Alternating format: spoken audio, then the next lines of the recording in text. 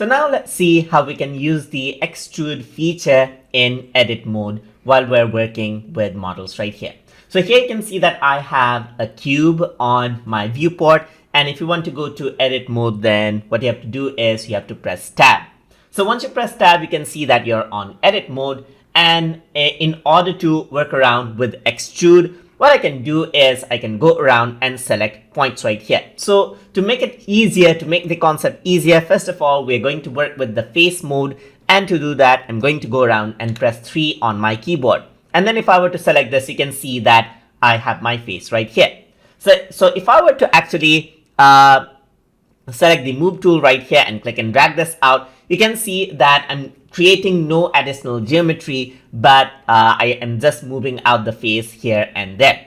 But if I were to press E on my keyboard, you can see that another piece of geometry has been added, and I can actually pull this up or down right here, and then there you go. I can also click here, press E, and then pull that out, and you can see that now there are extra polygons for the model.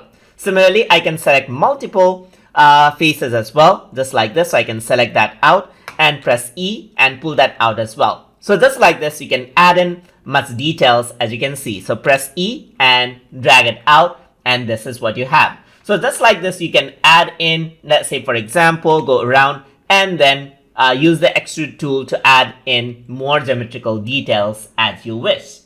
So now what you can also do is you can go around and extrude not just faces, but edges and vertices as well. So let's see how we can do that now. So let's say I want to extrude out edges. So I'm going to press 2 on my keyboard to go onto the edge mode. You can also go over here onto the top and click on this and select the edge over here. Press E, and then you can see that I can pull out the edge right here. So I can press E again, and then I can pull this out right here, and you can see that only the edge is pulled out, and I can readjust this out according to how I like. I can select this, press E, and drag it out right here, pull this out right here according to what I want, and that is how you can adjust out the edge.